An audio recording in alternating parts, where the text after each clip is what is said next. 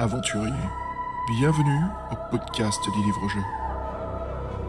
Un podcast dont vous êtes le héros. Nobody blink!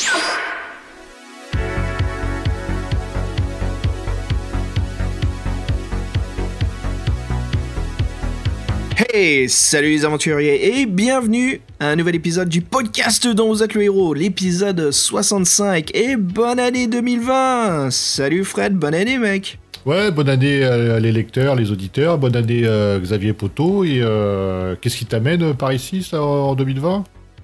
Oh, bah mon gars, écoute, une petite navette spatiale là, j'ai fait les anneaux Kelter et je me pose pour te causer. Bah, causons, on est un peu à la bourre les auditeurs, excusez-nous, on a pris un peu de retard, voilà, Je on sais est pas posé. de quoi tu parles.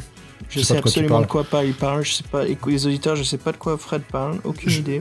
À un moment, tu m'as dit si on pouvait faire les 3 au mois de décembre quand même, donc moi je t'avais dit... J'ai aucun souvenir de ça, je sens que tu mens complètement. Je te juge. Non, on voulait faire les 3 pour décembre, ça s'est pas fait, voilà. Donc là, c'est le premier de l'année, on refait les podcasts, la série SF, et donc le deuxième qu'on vous a annoncé, c'était les trafiquants de Kelter, une référence, et on vous souhaite encore une bonne année, une bonne santé, plein de lectures, et qu'est-ce qu'on peut leur souhaiter d'autres aux auditeurs, Xavier ? Comme tu as dit, bonne santé, plein de lectures, à y trouver et à s'engager dans de nouveaux livres indépendants dont vous êtes le héros, de retrouver de nouvelles publications des anciens, et puis des mises à jour, plein de bonnes choses pour la lecture, des livres-jeux. Et puis, pourquoi pas, des fois, des découvertes de livres bien anciens, qui se remettent au goût du jour, Fred. Il y a toujours des petits diamants qui sont cachés dans les libraires. Et écoute, c'est un plaisir, là, c'est reparti. Franchement, je suis un petit peu content qu'on soit en retard pour la SF, parce que ça fait plaisir d'y rester, non, Fred ? Ah bah oui, moi j'adore. En plus, c'est vrai que là, on touche un peu à la fin de la SF dans les défis fantastiques, donc c'est un vrai plaisir. Et puis, c'est vrai que ça change. Et puis moi c'est un univers que j'aime bien comme tu le sais, donc vrai plaisir, et on va vous décortiquer ça pour cette aventure qui est un peu décriée quand même, les trafiquants de Kelter. Ah ouais, franchement, vraiment. Donc voilà, notre avant-dernier épisode de la saga SF, et après on vous réserve pas mal de petites choses pour finir la saison d'hiver en toute beauté, avec un loup ardent plus tard, Fred. Mais voilà, on a encore 2 livres. Et aujourd'hui, comme discuté, on va discuter donc des trafiquants de Kelter. Sacrée aventure, Fred. Franchement, il se passe pas mal de choses dedans. Et je pense que ça va être vraiment intéressant de parler de notre aventure et surtout de critiquer ce deuxième livre de notre écrivain Andrew Chapman, qu'on a fait précédemment avec Le Mercenaire de l'espace. Ouais, on est complètement dans la continuité. Le Mercenaire de l'espace, c'était son premier livre. Il avait eu des déboires pour le sortir. Là, c'est son deuxième. Il avait enchaîné. Il avait l'inspiration, comme il disait. Donc, on va vous redire tout ça. Et tranquillement, en parlant comme d'hab de l'auteur, des dessinateurs intérieurs. Et vous raconter notre histoire. Avec l'aide de Fabien pour la bio. Coucou Fabien, bonne année par podcast interposé. Ça fait jamais, on ne dit jamais assez de toute façon. Et puis, salut Fabien, bonne année, ouais. Et puis qui nous a fait une superbe doc là pour bien nous résumer un petit peu l'aventure. Et c'est vraiment sympa. Franchement, c'est reparti pour. Fred, en discutant un petit peu de l'ambiance et de l'atmosphère du podcast, on a reçu encore un énorme fan mail de Étienne. Oui, Étienne, souvenez-vous, c'est celui qui nous a écrit avec une belle prose la dernière fois. Là, il utilise des mots comme balado pour podcast. Donc on le salue bien fort. Étienne, bonne année à toi. Donc Étienne Fardel.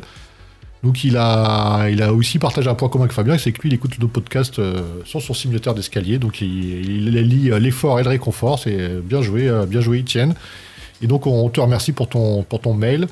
On apprécie toujours ta prose et sa dimension poétique. Et là, donc, en fait, Étienne, ce qui est intéressant, c'est que lui, il connaissait la quête du Graal, mais il n'avait jamais fait le premier. Donc, en fait, on a fait un peu une mise à jour. Et il partage donc certains points de vue avec lui qu'on a fait par rapport au quatrième mur, où l'humour un peu potache. Et le côté un peu long, non linéaire, avec le plan qui permettait d'avancer. Et donc il nous dit que qu'il suivra avec plaisir nos prochaines aventures, et s'il a des notes qui lui viennent à l'esprit, il nous les enverra. Et en fait, on lui a fait doublement aussi plaisir à Étienne, parce que dans notre podcast, on avait mis une super bande son qui était Big in Japan, et devinez, donc en 80, donc dans les années en 88 sur Amiga, il y avait une bande démo de Wild Chopper avec des bandes son, et dedans, qu'est-ce qu'il y avait ? Big in Japan. Donc, Big pour in vous dire Japan. que déjà qu'en 88, c'était ouh. Donc là, on est carrément tendance, les gars. Et donc, Etienne, il nous salue, il nous remercie. Et ben, on le remercie aussi, puis on lui dit à la prochaine, tout simplement. À la prochaine, Etienne. À la prochaine, mec. Merci encore de ce super email. Hein. Ouais, c'est marrant quand tu m'as dit, Fred, tu parlais Big in Japan. Tu connais l'expression, non? Oui, c'est pour ça ça m'a fait peur, parce que Ouais. on s'était amusé de ça dans l'épisode 50. Ouais. Ouais, donc c'était sympa quand t'as dit justement c'est la tendance du mouvement et après tu dis Big in Japan. Ça m'a fait sourire. Sympa.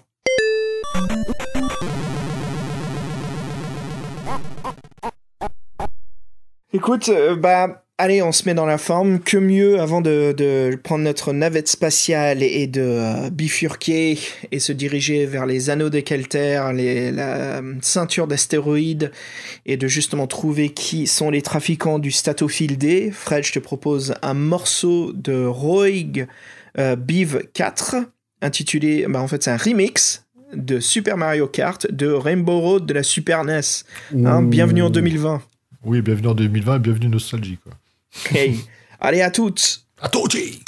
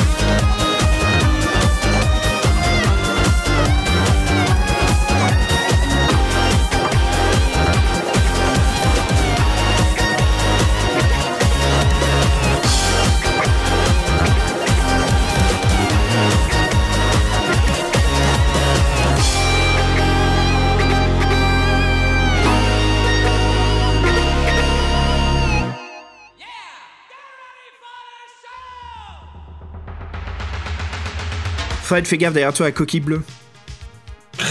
Ah putain, qu'est-ce qui m'a balancé? Parce que tout ça, ce que j'étais premier... alors, je dirais rien. D'accord, faut jamais être premier à Mario Kart, faut le savoir. Hein. Faut être deuxième et dépasser le mec sur la ligne droite du dernier tour. Voilà, comment on y gagne. Alors, les aventuriers, discutons justement des trafiquants de Kelter. Alors, Keither pour les Anglais, hein, Qatar pour les Espagnols, et Keteresk pour les Tchécoslovaques. Attention, on n'a pas fini, Fred. Keteri pour les Hongrois, et pour les Français, Fred? C'est Kelter. Voilà, franchement, autant de noms différents pour cette planète, c'est fou, hein, comment ils sont amusés, les traducteurs, dans chaque version, hein. C'est un peu bizarre d'ailleurs, parce que les noms propres, d'habitude, ils touchent pas trop, donc, ou bien quand ça sonne pas du tout dans ta langue, mais bon, ça fait un côté exotique, donc je sais pas, c'est un peu ubuesque encore ce truc-là, mais bon. Et ben justement, les trafiquants de Kelter n'ont pas eu de grands honneurs dans la saga des défis fantastiques, hein. Il n'y a eu qu'une seule édition française, hein, 400 paragraphes, très classique. Il est classé dans la catégorie des Steve Jackson et Ian Livingstone présentes. L'auteur n'est même pas noté au dos du livre, alors que la traductrice et les illustrateurs le sont. Et ben, Folio, franchement, le pauvre Andrew Chapman, il aura décidément eu la carrière difficile, hein, en tant qu'écrivain. Des débuts très difficiles, ouais, donc il a dû avaler certaines couleuvres, et ça, oui, c'est quelque chose qui nous avait marqué déjà dans l'épisode précédent, ouais. Et puis c'est marrant, Fred, pour la petite anecdote, hein, par rapport à cette édition du livre, certains en profiteront pour revendre leurs exemplaires des trafiquants de Kelter avec un prix assez élevé du fait de son unique édition, alors qu'il est trouvable très facilement à bas prix, même si l'état n'est plus parfait. C'est assez bizarre, et surtout c'est la fameuse édition où les pages se décollent très facilement, ça se voit que c'est du vécu, mais c'est bizarre qu'il ait un prix aussi élevé pendant qu'on peut le trouver si bas. Oui, parce que peut-être les mecs se sont dit, tiens, mais il était pur édité, ça va être rare, mais bon, en fait, il a été assez diffusé, donc, puis bon, en occasion, ça se retrouve assez facilement, les donc le héros, encore maintenant, donc... Ah bah ça, surtout si vous habitez à n'importe quelle grande ville, hein, que ça soit à Lyon, Orléans, Paris, surtout, vous allez à n'importe quel grand magasin de livres d'occasion, hein. Fred, avec nous, c'est nos deux petits classiques, hein, notre Gilbert Jeune et Gilbert Joseph, hein, à Saint-Place Saint-Michel, où à chaque fois on se retrouve soit à grimper les escaliers pour les nouveautés, ou descendre voilà, dans les sous-sols pour s'acheter... Soit fouiller les V-Bacs. Ouais. Et d'ailleurs, justement, là, comme je viens d'emménager, j'avais fait mes cartons de bouquins, j'ai tout ressorti, et je me souvenais des défis fantastiques, tout ça que tu m'avais offert, là, je te remercie encore. Et c'est vrai qu'il y avait ceux qui avaient l'air très sympas, c'était Perrine le chevalier et Darian le magicien, le truc en duo à faire. Eh oui, qui est prévu. Je sais que les aventuriers nous demandent justement de faire une aventure duo, bah, c'est prévu, les doubles jeux, hein. Fred, pour parler des auditeurs, ce petit cadeau, je m'étais bien amusé pour les auditeurs. En fait, j'avais pris un petit carton vide et je me suis dit, tiens, je vais faire la surprise à Fred. Et j'ai pris pas mal de ceux que j'aimais bien, et puis ceux que j'avais en double aussi, hein, pour partager justement avec Fred la lecture. Et je t'avais envoyé un carton en France. Et je me souviens, à la poste américaine, on m'a dit, qu'est-ce qu'il y a dedans? Des livres. Et c'est là où j'ai appris en fait que la poste américaine fait d'énormes réductions quand on voit tout ce qui est médiatique. Donc si tu envoies des cassettes vidéo, des DVD, des Blu-ray, de la littérature, des magazines, je sais pas pourquoi, il y a une fameuse loi qui te dit que tout devient encore moins que moitié prix, donc c'est cool. Dès que ça parle export, c'est la toute puissance américaine, qu'on appelle ça. Bah en fait c'est ça, et quand je leur ai dit que ça partait en France, ils me disent, ah non, il n'y a pas de réduc. T'es sûr, t'es con. Non, pas pour les Français, c'est bon. Ouais, soi-disant, les Français n'aiment pas les Américains. Enfin bon, bref, une plaisanterie. Et puis voilà, ça m'a fait vraiment plaisir, surtout quand tu m'as appelé le lendemain, quoi. Donc c'était un vrai plaisir, tu sais, c'est les bobos qu'on passe quand on est môme et puis qu'on se fait quand on est adulte, quoi. Tu sais, on s'offre des bouquins pour l'imaginaire, ça fait toujours plaisir. Donc quand tu l'as dit rapidement, là, je voulais juste te dire, ça fait plaisir, mec. Je suis vraiment content que ce cadeau... C'était sympa, tu m'as mis des petits post-it dessus que j'ai gardés, et puis il y avait des bouquins en anglais, dont Ready Player One qu'on a déjà parlé. J'ai encore un de Warhammer 40 000, The Purging of Cadillus. Ouais. Donc ouais, non, c'est vraiment sympa. Puis c'est vrai que moi, des livres de l'euro, en fait, j'en avais plus, parce que j'avais tout bazardé. Et à part ceux, bon, ouais, j'en fais pas mal de PDF, faut avouer, mais d'en avoir 2-3 en exemplaire papier, c'est quand même sympa. Ouais, au plaisir, mec. Bah écoute, on va arrêter de faire les chouchous. Là, je suis sûr que les auditeurs ils disent, bon, c'est bon, les gars, allez. Ouais, on enchaîne. Donc, on enchaîne, c'est parti. Bah écoute, avant de causer, comme d'habitude, de l'aventure, si on discute de cette couverture, Fred. Alors... je te propose de scroller tout en bas de notre document et je t'ai réservé une petite surprise comme la dernière fois, les couvertures alternatives. Ouais, alors je les ai vues, en plus c'est des couvertures allemandes. Et alors moi je trouve que, c'est un peu dur à les décrire, mais la celle de 1990, là, Der Stern, der Schmuggler, je trouve qu'elle fait très SF années 70, très vintage. On dirait une couverture de Hawkwind ou de Yes. Alors que la celle de 87 c'est plus Casa presque, des mecs qui descendent de soucoupe avec des formes un peu rondes, des traits un peu Der Stern, der Schmuggler. Der Schmuggler. Der Schmuggler. Ouais, Schmuggler, je pense que ça va être les trafiquants, je pense. Donc, Ouais, bah attends, si justement, pour expliquer aux auditeurs, si on est ici déjà en détail la couverture d'origine. Fred, c'est quoi, je vais te laisser les versions allemandes, je vais faire les descriptions de la version anglaise-française, qu'est-ce que t'en dis? Non, ça marche. Ok, alors on se trouve dans une salle à l'architecture assez alien, extraterrestre. Devant nous se situe un homme assis à un bureau assez très très grand qui me fait penser à l'ennemi de Spider-Man, le Kingpin, avec une tenue très spatiale années 70, on dirait même un ennemi de Buck Rogers. On dirait en fait Ming, si vous vous souvenez de Flash Gordon, qui a trop bouffé de cheeseburger, quoi, assez costaud. Oui, le Cade, tu disais dans Marvel. Le Cade, c'est ça en français, le Cade, ouais, Kingpin? Ouais.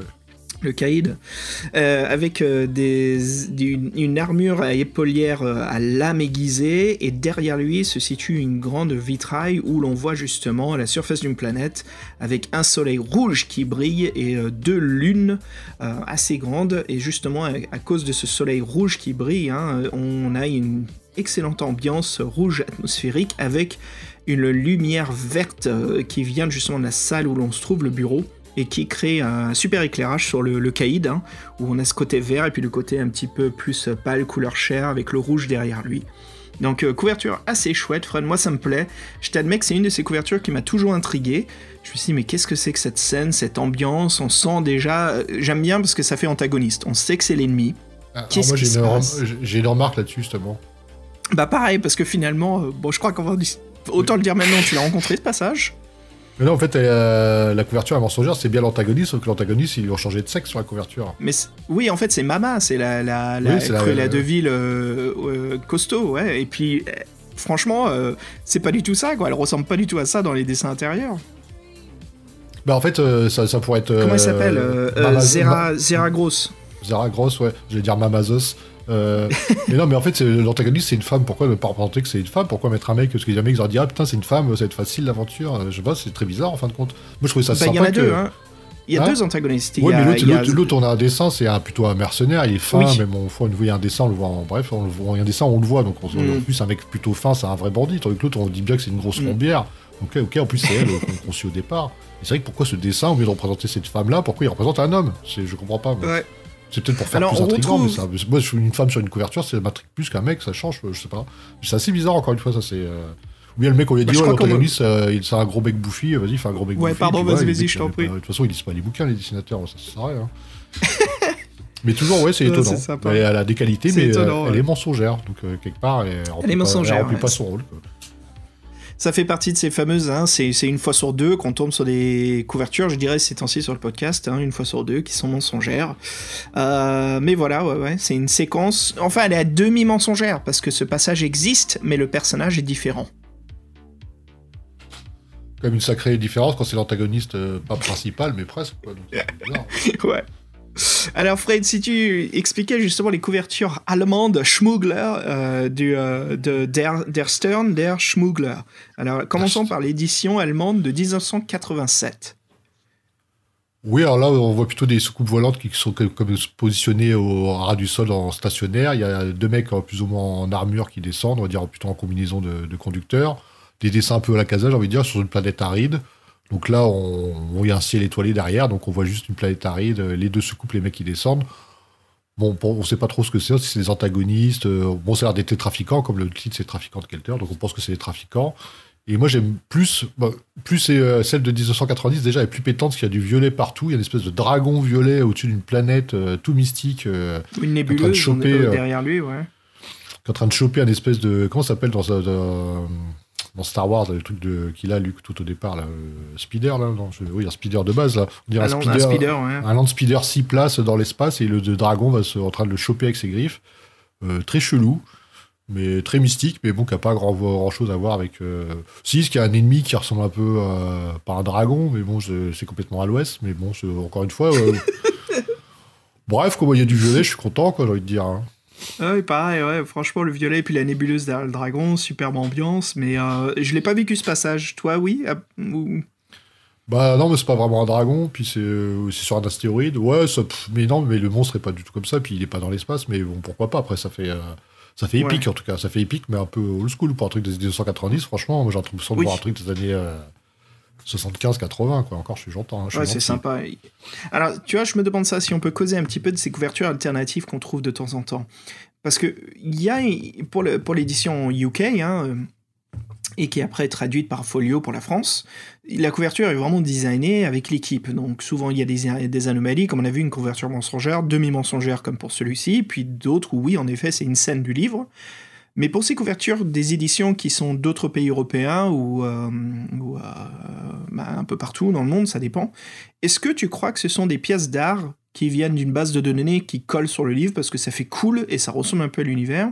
Est-ce que tu crois qu'ils font eux-mêmes des commissions uniques pour ces livres-là? Non, moi je pense qu'ils ont vraiment mandaté un artiste pour la couverture, mais après le mec, ils lui ont expliqué succinctement, le mec il a retenu ce qu'il a voulu retenir, ils lui ont envoyé ça, il fait ouais tiens c'est pas mal. De toute façon, je suis même pas sûr que le mec qui s'occupe de l'édition lui-même, il ait lu le bouquin, tu vois ce que je veux dire, donc ils font un truc d'ambiance, quoi.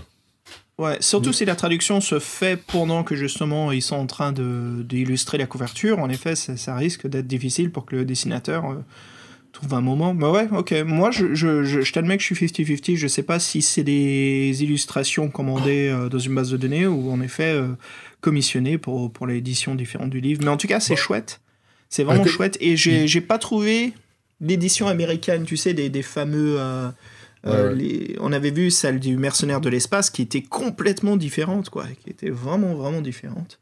Et j'ai pas trouvé celle des Kelter, et je suis en train de regarder là ma collection et parce que je les ai tous, les éditions américaines, c'est assez rare, j'ai eu du bol, un mec qui voulait s'en débarrasser rapidement, je suis attends, viens me voir, je vais t'aider, j'ai un coffre.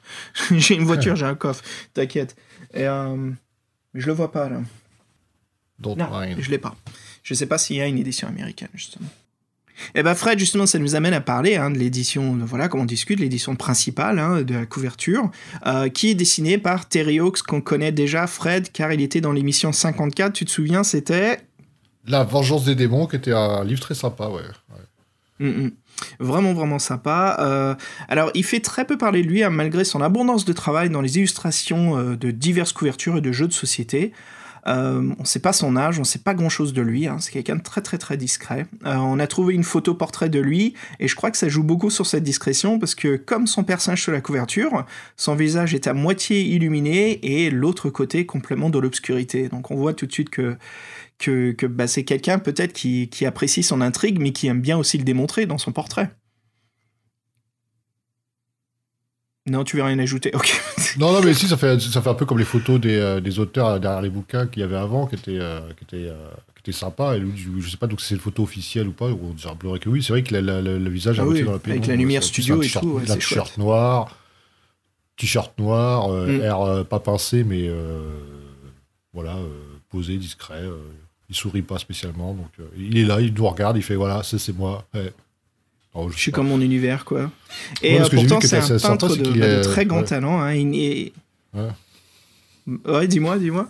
Non, j'anticipais. C'est vrai que moi, j'ai vu qu'après, donc, il faisait des dessins pour Mutant Chronicle, qui est un jeu de rôle assez sympa, qui est assez bourrin. Et c'est vrai que on a une espèce de photo surposée avec la couverture de Trafiquant de Kelter et la couverture d'un des livres de ce jeu de rôle, les Mutant Chronicle. C'est la pose identique, c'est assez drôle, ouais.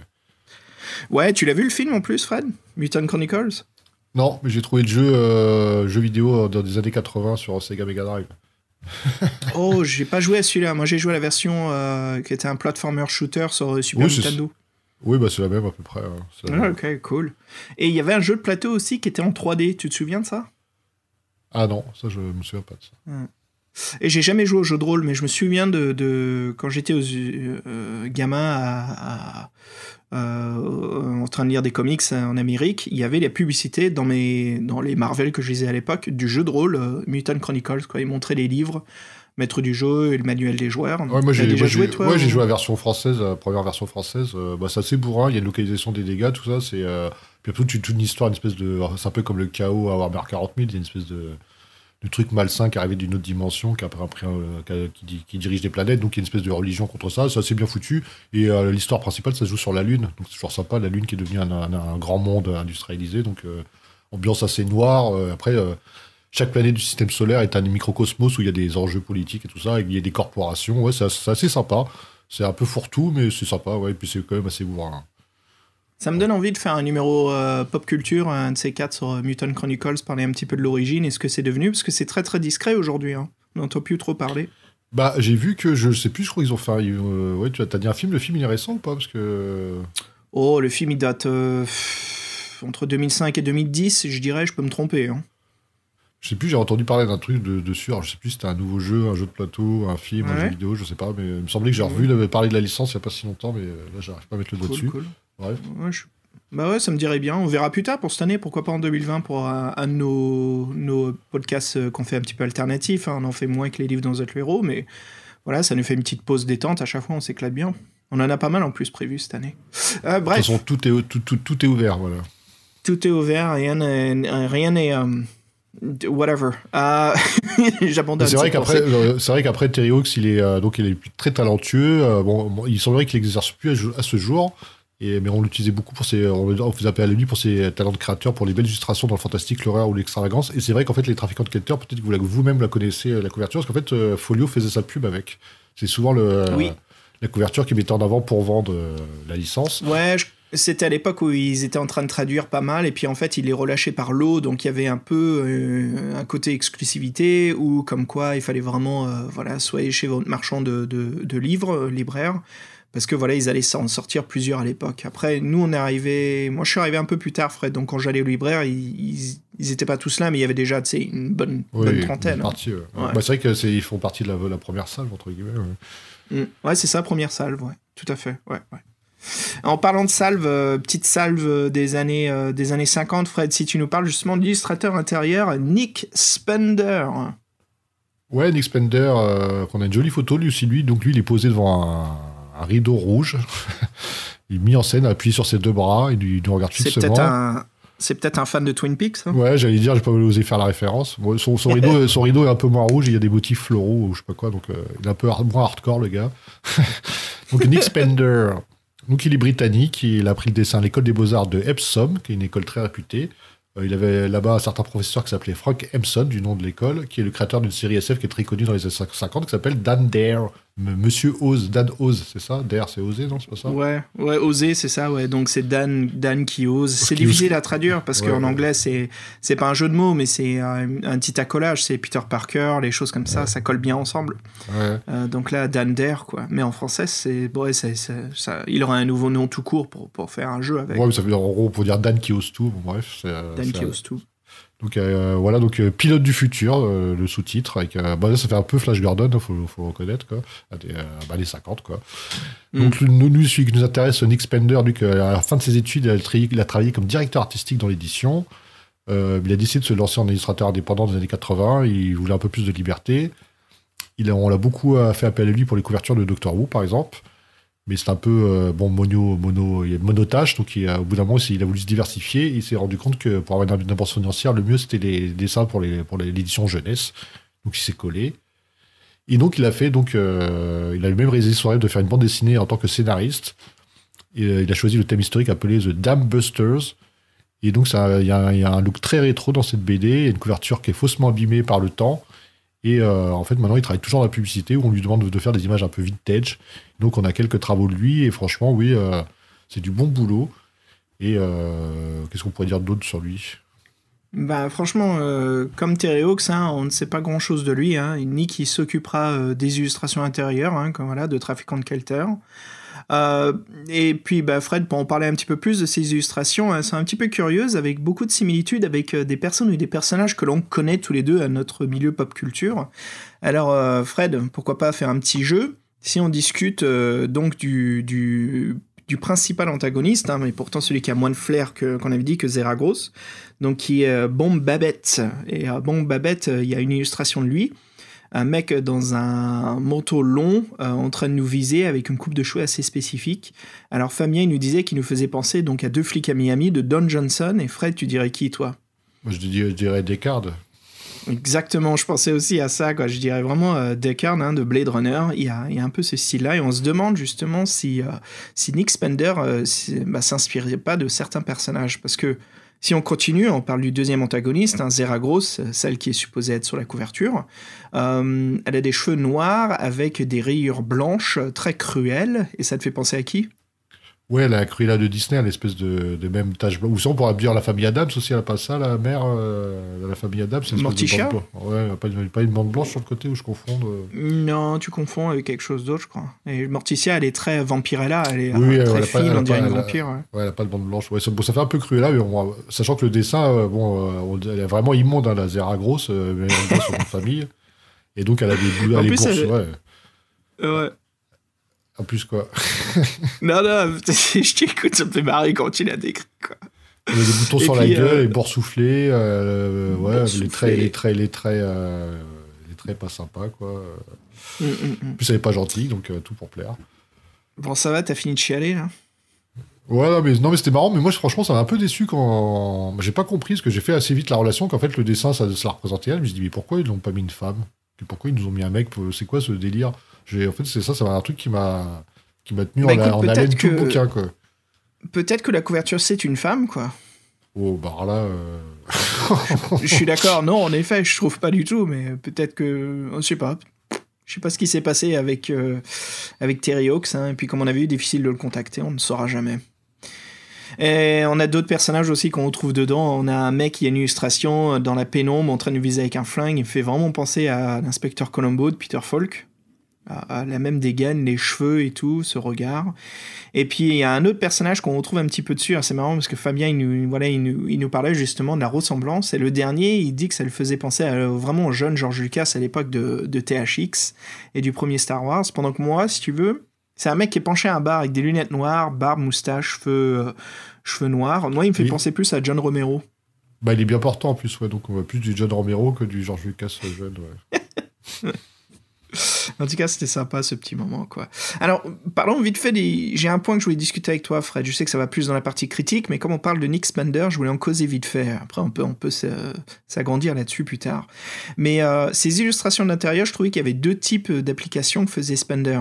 La première, c'était les personnages, qui étaient très contrastés, vraiment l'ambiance, comment on essayer d'installer l'obscurité, la pénombre, l'ambiance du cartel, tu sais, ces ambiances, le monde souterrain, en fait, caché de la police et le monde de corruption.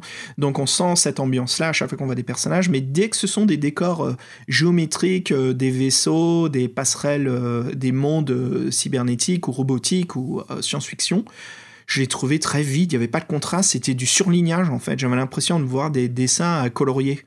C'était très très vide. Et je trouvais qu'il y avait un énorme contraste, comme quoi il y avait Nick Spender et il y avait un autre illustrateur, quoi, tellement que ces deux types d'illustrations se contredisent si ça vient du même illustrateur. Ah oui, alors j'ai peut-être une petite théorie, parce que je sais pas si le dessin d'avant, on avait beaucoup de dessins d'intérieur, un peu en noir, juste noir et blanc, sans contraste, mais très détaillés, je sais pas si tu t'en souviens. Tu vas me dire que c'est recyclé, c'est ça? En fait, le mec, on a dû lui dire, bah tiens, la dernière fois, on a fait comme ça, donc fais-nous des intérieurs très détaillés, sauf que lui, c'est pas son style de dessin, il semblerait, donc du coup, c'est vrai que ça manque. Moi, le seul truc que j'ai reconnu qui était un peu sympa, c'est qu'en fait, des fois, les dessins, ils sortent du cadre. Il y a le cadre qui est tracé, et en fait, les dessins, ils sortent, qui donnent des fois une perspective. Et ça, j'ai trouvé que moi, je trouve ça toujours sympa. Celui qui est très fort pour ça, c'est celui qui fait les dragons d'or, là. Notre grec, là, j'ai oublié son nom. Lui, à chaque fois, tout sort du cadre, et là, c'est un peu pareil. Et, c'est le seul. Mais après, c'est vrai que. En plus, les personnages, je trouve que des fois, moi, j'ai toujours l'impression qu'ils dessinent par rapport à un modèle. C'est peut-être pour ça qu'il y a des trucs qui ressemblent à des choses connues. Et j'ai l'impression que les personnages, ils sont traités différemment. Moi, je trouve qu'il y a toujours des défauts, en fait, dans ces dessins. Donc, c'est vrai qu'il y a une certaine inégalité. Et après, c'est vrai que les dessins un peu high-tech, les trucs qui sont censés te faire définir le futur, en fin de compte, ils sont un peu vides, un peu plats, ouais. Et puis, encore une fois, moi, me montrer les dessins d'une salle, ça m'intéresse pas forcément. Je préfère avoir les antagonistes et tout ça. Et quand les antagonistes, ils apparaissent, la plupart du temps, ils sont bâclés. Moi, je me souviens d'un monstre, j'ai l'impression que c'était un gamin de 8 ans qui l'avait fait. Après, il voulait peut-être le faire grotesque, mais pour le coup, le dessin est vraiment grotesque en lui-même. Donc, oui, beaucoup d'interrogations sur les dessins intérieurs. Mais bon, voilà, on peut pas toujours bien tomber. On va pas dire que celui-ci, il remporte la palme des plus beaux. Mais après, ils sont toujours là. Et encore une fois, moi, connement, en fait, je les ai pas vus. Parce que ou bien ils étaient mal situés, ou peut-être avant ou trop derrière. Mais quand j'ai fait les paragraphes, je les ai lus les paragraphes sans voir les dessins qui étaient juste à côté. Donc ça aussi, je trouve que c'est un problème qui arrive assez souvent. En fait, tu peux les louper facilement, les bouquins, les dessins, je trouve. Dans la mise en page qu'ils ont foutue. Ouais. Tu me disais Dragondor, tu pensais pas à James Warola? Non, je parle pas d'américain, mais celui qui fait. Bruno et Lettori. Lettori, ouais, Lettori, moi j'aime bien. C'est pas le plus régulier dans les proportions, tout ça, mais j'aime bien. Il met toujours des points de vue où ça sort des cadres. Et, moi j'aime bien son style. Ouais, c'est chouette. Ouais, c'est vraiment sympa, c'est inspirant. Ouais. Et puis ça nous amène justement à discuter de notre auteur, hein. Je dis bien notre parce que Chapman, on commence à s'accrocher à lui, hein. Andrew Chapman. Alors on a déjà parlé d'Andrew Chapman, Andrew Chapman, ça te va comme ça, Fred? Andrew Chapman. J'ai une blague, j'ai l'impression de regarder une version canadienne, c'est où le mec qui parle en français, puis tout d'un coup, oui. il y a un accent américain de balèze. Oh, je vais à Detroit, Illinois. Non, c'est pas ouais, c'est ça, c'est les doublages québécois, quoi. C'est toujours. Mais vous aurez vu, George, il habitait à Detroit, Illinois. Je l'ai pas vu. Et pourtant, il parlait à Sandy Mitchells. Et j'ai pas vu Sandy Mitchells, non Peter Culling. Je comprends pas ce qui se passe. Peut-être que nous devons prendre un avion pour aller à Washington, D.C. et puis on fera une bifurcation à New York. J'adore tellement... ça. J'essaye là, qu'est-ce que t'en penses? C'était pas mal? Ah ouais, c'est pas mal, c'était un peu... ouais, c'est sympa, mais ça peut être ça, ouais, c'est marrant. Mais ouais, bon, j'ai jamais vu le mec faire tout ça dans la même phrase, mais je serais mort de rire. Ouais. Tiens, arrête la Ford Fiesta, on devrait poursuivre la Corvette. La Chevy. La Chevy. La Chevy. C'est bon ça. Ok, donc on retourne sur Andrew Chapman. Alors, comme on parlait du Mercenaire, putain, je me barre maintenant. Alors, lors de notre dernier podcast, Fred le 64, le Mercenaire de l'espace, voilà, on avait justement commencé à discuter un petit peu des débuts de Chapman. Alors, entre tous les livres d'Anzaluro qu'il a écrits, Les Trafiquants de Kelter, ça reste son préféré. Voilà, il a pris beaucoup de plaisir à l'écrire. Il l'a écrit aussitôt, juste après qu'il ait fini Le Mercenaire de l'espace, et il était inspiré, et il ne voulait pas attendre que l'éditeur Puffin Books lui propose, ou plutôt un nouveau contrat, ou lui réponde avant de commencer une autre histoire. Alors après multiples galères, et Kid Poco, comme on a vu ensemble sur le précédent épisode, ceux qui n'ont pas écouté le précédent podcast, vous verrez que pauvre Chapman, il en a bavé avec l'éditeur, franchement, entre des refus d'accepter, de passer des coups de fil de gauche à droite pour savoir si son livre allait être accepté, c'était pas facile. Donc voilà, ces livres, ils sont édités pour sa plus grande joie, sous la collection Stieg Jackson et Ian Livingstone présente, dans les éditions Fighting Fantasy. Et avec le recul, bien des années plus tard, Andrew, il espérait que cette collection des Fighting Fantasy allait être un tremplin pour sa carrière d'écrivain. Il allait s'en servir vraiment pour se faire un nom d'auteur. Mais il s'est rien passé. C'est toujours Jackson et Livingstone qui acceptaient tous les honneurs dans cette collection. Et les petits auteurs comme lui, ils ont eu beaucoup de mal en fait à se faire remarquer. Donc c'était pas facile. Andrew, il disait en fait à l'époque que ça ne le gênait pas, mais il reconnut plus tard dans un interview qu'il mentait. Bien sûr, c'était difficile pour lui, comme n'importe quel auteur. En plus, il avait quoi? Il avait 24, 25 piges, c'est ça? C'était vraiment le début de carrière, quoi.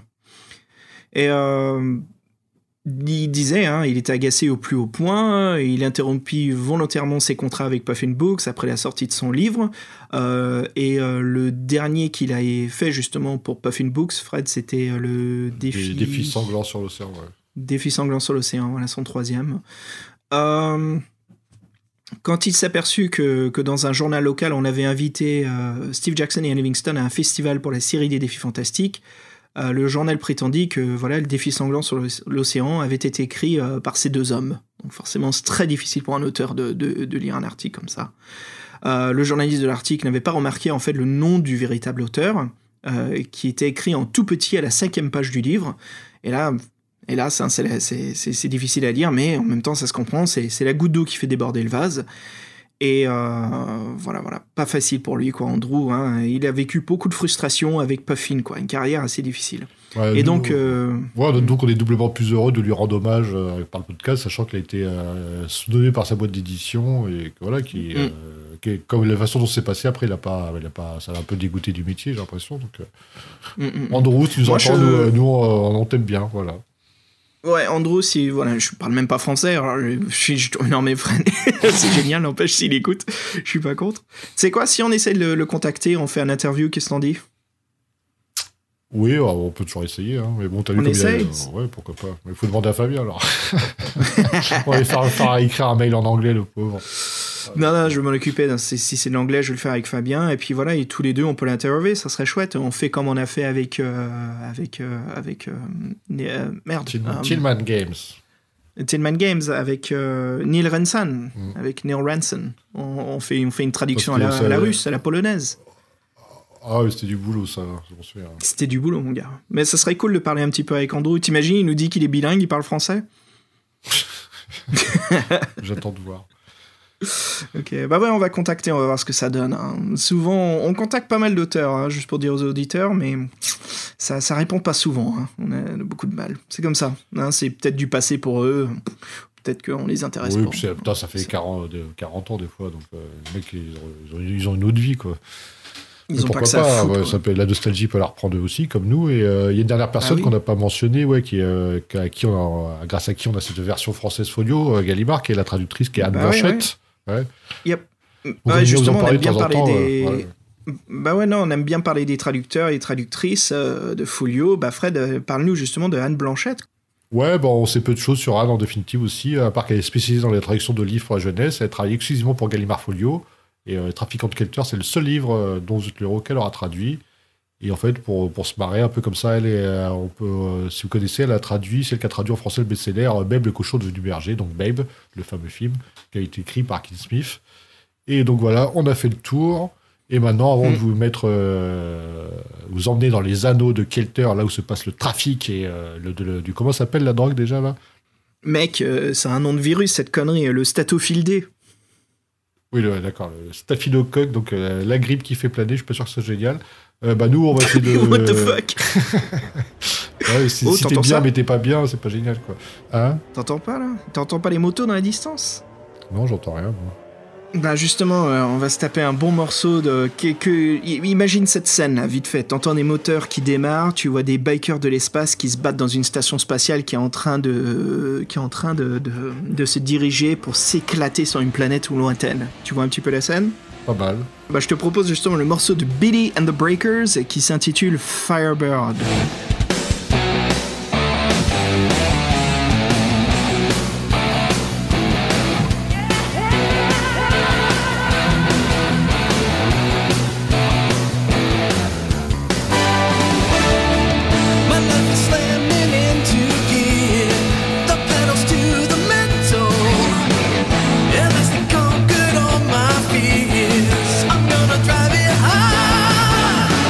I feel the wind rush through my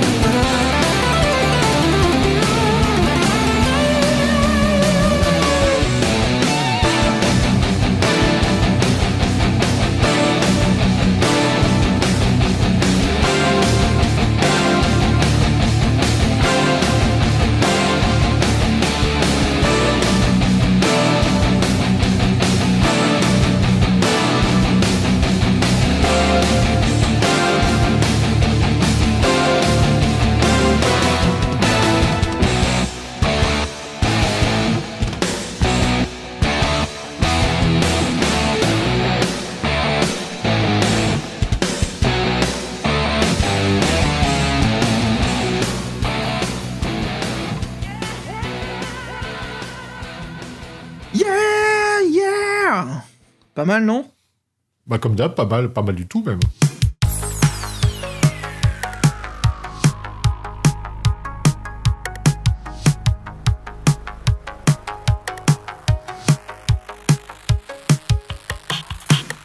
Ah, cool. Bah voilà, on retourne un peu dans notre univers synth rétro 80s sci-fi action. Fred, justement, vas-y, on commence. On va discuter donc qu'est-ce qu'on pense, qu'est-ce qu'on a vécu dans les trafiquants de Kelter. Alors Fred, avant de rentrer dedans, je veux juste préciser quelque chose de très important.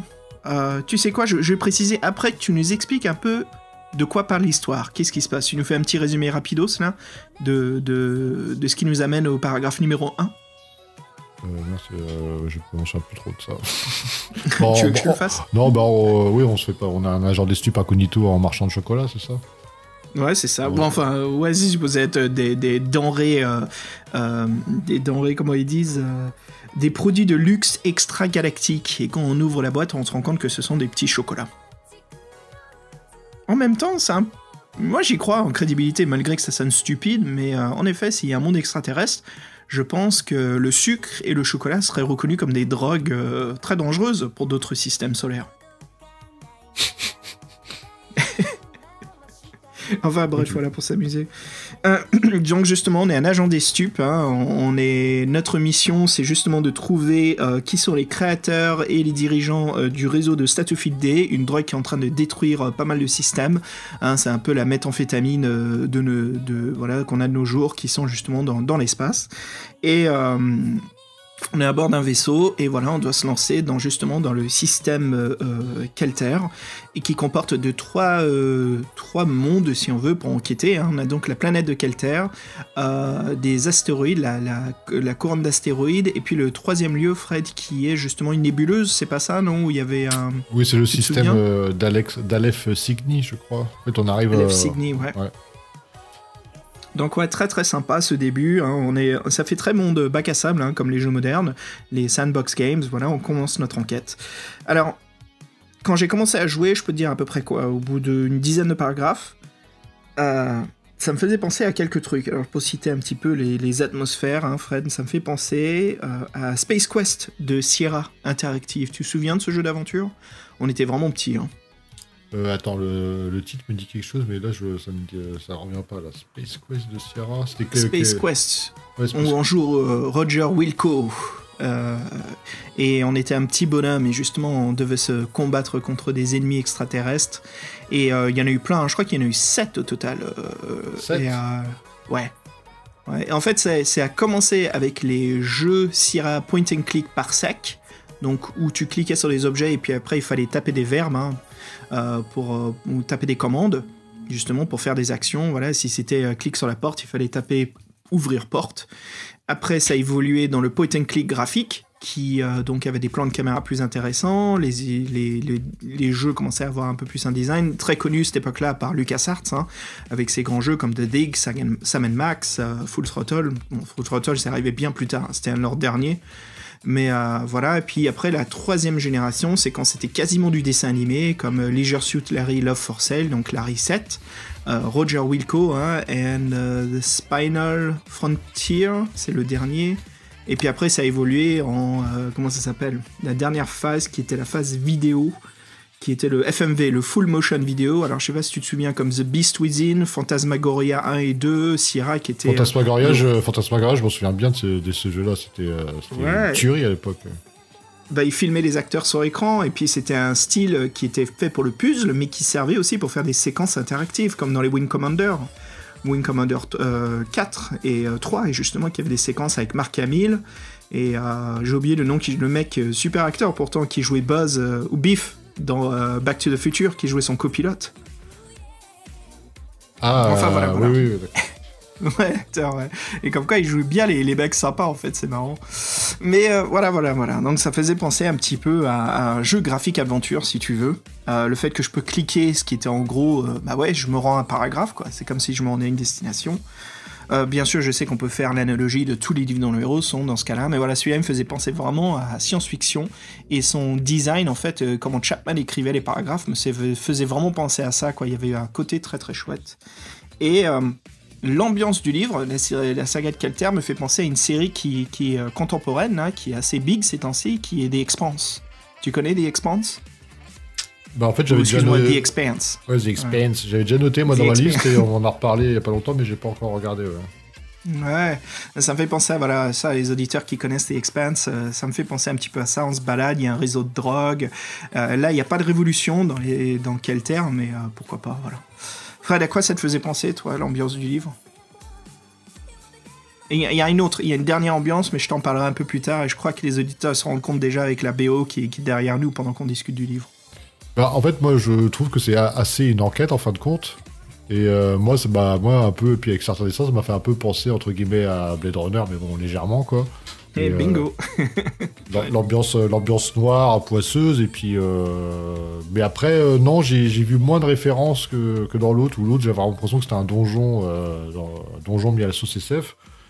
Là, je pense comprendre pourquoi c'est son histoire préférée à l'auteur, parce que c'est sa plus personnelle, je pense, là, ça franchit un peu de ses modèles, ou je sais pas, de ses inspirations qu'il maîtrisait pas trop, c'est tout ce qui lui venait à la tête, et là c'est vraiment lui, c'est sa vraie histoire à lui, et moi j'ai pas trouvé trop de ressemblance à quelque chose. Il y a des ambiances, il y a les fameuses cantinas, de toute façon dès qu'il y a un bar dans l'espace, moi ça me fait penser à Star Wars, donc ça c'est moi. Ah ouais, la première, elle a une excellente ambiance écrite, hein. Chapman il fait un super boulot sur les détails, ça se calme un peu, après il fait pas trop, justement il est un petit peu... mea culpa, hein, si je parlais négatif, mais je le trouve un petit peu feignant sur l'écriture des descriptions. C'est pas son forté, mais là j'ai l'impression qu'il adore ce lieu. Il nous fait une super explication, le son. Il nous raconte même qu'il y a des gars qui se bagarrent. Il se passe pas mal de choses. C'était une excellente façon, si on choisit bien sûr dès le début de se rendre sur Kelter et de plonger dans le premier bar après que la douane d'ailleurs nous pique notre. Oui, bah ouais, t'as fait comme moi, quoi. En fait, parce qu'au début on a le choix entre débuter sur la station spatiale, les anneaux de Kelter ou la petite lune grêlée, et en fait t'as choisi la station spatiale, t'arrives, les douaniers te retirent ton brouilleur parce que c'est interdit là, et après détecteur brouilleur d'onde, ouais. Et après direct tu vas dans le bar, t'as fait pour tâter l'ambiance, comme tout le monde. Voilà, c'est fait, génial quoi, merci beaucoup tout le monde. Donc, ouais. Ouais. Donc, c'est... Alors, Fred, comme on parle du bar, on peut discuter avec les gens. J'ai remarqué quelque chose. Alors, peut-être c'est moi qui n'ai pas lu assez de livres dans Zelda, mais pourtant, bref, c'est possible. Hein, j'en ai lu pas mal, mais il y en a toujours autant plus à lire. J'admets que j'ai pas lu toute la collection. Mais j'ai remarqué une chose ici que Chapman fait, que je ne retrouve pas souvent. On le voit de temps en temps, mais pas souvent. Mais ici, fait très bien, c'est les dialogues. C'est pas souvent, justement, que je vois des échanges de dialogues dans un livre dans The Hero qui commence à faire très cinématographique au bout d'un moment, quoi. C'est assez bien fait. Ce qui se passe souvent, c'est à nous de décider de ce qu'on veut discuter. Donc, les séquences de dialogue sont très courtes, hein, parce que voilà, c'est question-réponse, aller au paragraphe, question-réponse, aller au paragraphe. Mais pendant que là, il y a carrément des séquences de dialogue. T'as remarqué, non ? Oui, d'ailleurs, puis moi je me suis fait avoir dans un dialogue, parce que dans le bar, je sais pas, qui est-ce que t'allais voir toi par exemple ? Dans le bar, je suis allé voir la serveuse et c'était très chouette parce que je fais genre... tu sais, le gars, c'est carrément un stup, quoi. Tu sais tout de suite que c'est un arc. J'arrive chez Yo, t'as pas de la drogue, vite fait. La nana me dit, tu te fous de ma gueule ou quoi ? T'es un stup. Et je lui dis, non, et j'ai 500 balles. Et puis Chapman qui s'amuse, qui nous dit qu'elle soulève un petit peu sa jupe. Et on voit accroché à sa cuisse qu'il y a... c'était de la drogue ou c'était de la monnaie ? Enfin, qu'elle nous montrait bien, en fait, qu'elle faisait partie du cercle du Statophile D. Et puis, voilà, déjà, elle nous demande... de quoi notre départ, c'était 2000 balles, c'est ça ? Elle nous demande déjà 500. Ah oui, c'est en fait, tout le monde te demande des sous. Ouais, c'est vrai qu'on n'a pas trop parlé, donc les spécificités de ce jeu-là, c'est qu'aussi on a un vaisseau, quoi, qu'on peut équiper plus ou moins. Ouais, je le mentionne pas parce qu'on l'a quasiment pas utilisé. Hein. Bon, bah, il est là, il existe, on fait tout un paragraphe pour ses caractéristiques, si vous choisissez les missiles ou pas, ou la défense ou pas, et aussi des thunes. Donc, ouais, c'est ça, on a un vaisseau, il y a des règles spécifiques de... Pardon ? Moi, je dis aussi qu'on avait de l'argent au départ qui sert juste à soudoyer les contacts, qui demandent tout le temps du fric, ça c'est assez chiant comme principe, j'aime pas trop non plus. Mais... Ou s'acheter un vaisseau qui merde, voilà, si jamais ça se plante. Mais ouais, il y a des règles d'utilisation de vaisseau spatial qu'avec Fred, on n'a pas eu beaucoup utilisé. Hein. J'ai remarqué un petit peu dans les critiques que c'est pas souvent. Il y a un énorme combat vers la fin que j'ai eu, moi, où je me battais contre une station spatiale. J'avais l'impression de jouer à Gradius ou R-Type dans un livre, c'était chouette. Mais sinon, moi, ça m'a pas... J'ai pas trouvé ça trop chiant, le fait d'avoir de l'argent qui sert justement à donner des pots de vin. J'ai trouvé que c'était un système bien géré, à qui faire confiance et à qui poser des questions, comme c'est une enquête. Mais des fois, je trouvais des solutions sans dépenser de l'argent aux gens. Donc, il y a plein de systèmes D. Ce qui est vrai que ce qui est appréciable dans ce livre-là, c'est que c'est une enquête et que c'est assez libre. Après, moi, ce qui m'inquiète, c'est que je l'ai réussi du premier coup sans mourir, donc il doit y avoir un problème. Parce que c'est pas possible. Félicitations, mec, c'est cool. Mais oui, alors je pense que c'est pas un one passway, parce que sinon je serais rentré dans tous les pièges, donc c'est pas possible. Donc j'ai l'impression qu'il est assez ouvert en fin de compte, donc je sais pas, on va peut-être comparer nos chemins. Mais ouais. Moi, par exemple, là dans le bar, j'ai parlé avec un mec qui m'a dit que du charabia, il m'a donné 2-3 infos, il m'a dit que la meuf derrière moi était puissante, et en fait, là, d'un moment, il y a une grosse dame immonde qui joue aux cartes. Je me joins au cercle, là, j'apprends que c'est Zera Grosse. Et Bombe Babette, quoi, c'est les deux dirigeants de la drogue. Ouais. En fait, lui, j'ai pas son nom, mais elle, j'ai son nom à elle. Lui, j'ai pas son nom. Alors, il y a d'autres joueurs, je suis pas forcément au courant de qui sont. Et puis en fait, là, je me sentais moins à l'aise, que je fais, je leur dis, alors comme ça, les trafiquants, tout va bien, quoi. Et en fait, les mecs, ils m'entourent, ils me rosent tellement que je perds 2 points d'endurance définitifs pour toute la partie. Oh merde! Donc tu sors de là, t'es estropié, quoi. Donc je sais, ça commence bien, quoi. Moi, j'ai joué le sérieux, comme quoi j'ai de la thune, je veux acheter, et puis ils m'ont dit ok, ça marche, quoi. Ils m'ont envoyé en contact. Et ben, sympa. Après, Fred, on commence à fouiller un petit peu la base, on essaye un petit peu de savoir où est-ce qu'on se dirige pour trouver des preuves. Moi, j'ai rencontré un monstre qui gardait en fait un tunnel où justement j'étais en train de m'infiltrer dans une base où je pense justement qu'il y avait des preuves de Statofield D, et ça ressemblait à un sort de Toulouse mélangé à un Shrub Niggurat, et je crois qu'il s'appelle le Tuvald, parce que juste avant ça j'ai trouvé dans une pièce sur un petit trou sur une station spatiale une prière en fait qui s'appelle la prière de Tuvald, et c'est une prière par texte, très spécifique. Et quand j'ai rencontré ce Toulouse Shrub Niggurat, j'ai récité la prière, et en fait il me répond en anglais, il répond et il me dit justement que ce que je cherche est au mauvais endroit, il faut que je me rende en fait aux douanes, que ce sont les douaniers qui savent ce que je recherche. Et j'avais l'impression d'être contre le monstre là de Rogue One, c'est la tentacule qui lit les pensées des hommes. D'accord. Ah oui, d'accord. Un petit peu ça. Mais oui, il n'y a pas de dessin de cette scène-là. Non, il n'y a pas de dessin. Ouais, tu vois, ça aurait été sympa, par exemple. Bah ouais, carrément, parce que ça, il y en a des tentacules dans ce livre. Ça, il y a pas mal d'illustrations, il y a des tentacules, quoi. Mais c'est marrant, donc t'as eu l'info sur les douanes assez rapidement, parce que pour rien cacher, moi, c'est en allant voir les douanes aussi que j'ai résolu le truc, mais j'ai eu l'info complètement différemment, par exemple.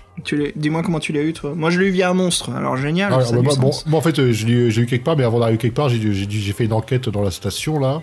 J'ai soudoyé des mecs, j'ai vu qu'il y avait en lisant des documents légaux, j'ai vu qu'il y avait un gros bisbille entre les registres de transport et entre la planète et les anneaux, donc il y avait du trafic. Et là pareil, je vais encore dans un bar, je paye des infos à un mineur, et là en fait il me donne le nom d'un astéroïde.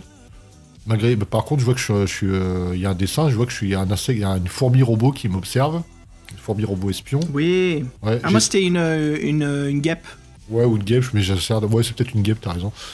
Il y a une illustration, c'est cool, ouais. Et donc, j'essaie de la détruire, ou de la semer, mais elle me suit. En fait, je retombe dans un guet-apens, et là, qu'est-ce qui m'emmène on m'emmène dans un manoir, et là, sur qui je tombe? Zera Grosse, encore elle. Donc, ça fait 2 fois qu'elle me fait la misère. Et là, en fait, elle me laisse pas le choix, elle m'oblige à aller à un rendez-vous en ville et récupérer des documents pour elle dans un jardin de la ville. Et là, en fait, elle me dit que mon contact, c'est une dame. Et là, j'arrive sur place, et la meuf à qui je dois donner, qui doit me remettre des documents, elle se fait abattre par un mec qui s'enfuit. Et tout le monde s'enfuit, donc en gros je me suis fait presque accuser de meurtre, et en fait tout disparaît, donc le seul truc que j'ai, c'est que après le mineur il m'a donné un nom d'astéroïde, je me rends là-bas, et c'est là-bas que j'aurai l'information sur les douaniers. Et là c'est un peu comme toi, c'est un peu bizarre. Moi j'y rentre furtivement, ouais. faut mettre son scaphandre et tout, et là je tombe sur... C'est très différent, ouais. Là je tombe sur... Ouais. Attends, je te juste dis, je te raconte juste qu'est-ce qui m'a donné l'info. Ah oui, mais c'est fou, parce que c'est très différent comme cheminement, quoi, que j'ai fait, c'est fou. Ouais. Et là, je rentre dans une flamme, il y a une salle avec une flamme sur un piédestal. Là, je me rapproche de la flamme, et cette flamme-là, elle prend la forme d'un horrible serpent à tête de femme. Il y a un dessin d'ailleurs, donc je te dis que je pense que c'est le rapport avec le dragon de la couverture allemande, là, violet, là. Et en fait, faut pas avoir peur de lui, je décide de lui parler. Et là, il me dit, le serpent me dit qu'en fait, je me trouve dans un temple consacré à la plus grande divinité du mal. Alors, je fais, super. Bon, ça a l'air d'être elle, mais elle a pas contre moi, elle a pas de problème. Et elle me dit qu'elle me laisse partir, et dans une autre salle, je tombe sur un vieil homme qui me dit qu'en fait, j'ai rien à faire ici, qu'ici, il y a rien à trouver. Ici, c'est juste un temple, il est dans un monastère, et si je veux des informations, il faut que j'aille voir les douaniers. Alors je me dis, comment Shib-Niggurath et un vieux dans son église, ils peuvent savoir qu'il faut aller voir les douaniers pour les trafiquants de Kelter. Tu vois, c'est comme un peu chelou. En fait, c'est qu'il a lu mes pensées. C'est qu'il sait ce que je cherche, et il a lu en fait mes pensées via la prière, parce que la prière, en fait, ça demande justement ce que l'on cherche, et lui, il répond. Donc je me dis, est-ce que... Parce que moi, c'est pas passé comme ça, du coup, c'est juste un sage qui me dit, ah, tu cherches quoi, le trafiquant de Kelter, vas-y, on va voir les douaniers. Le mec, il sait tout, quoi. Alors qu'il est retiré. Fou, ça. Ouais, bon, après, pourquoi pas, mais bon. Moi, c'était un sort de monstre, je pense qu'il peut lire tes pensées, et lui, il sait tout, donc il trouve les solutions directement. C'était peut-être un truc comme ça.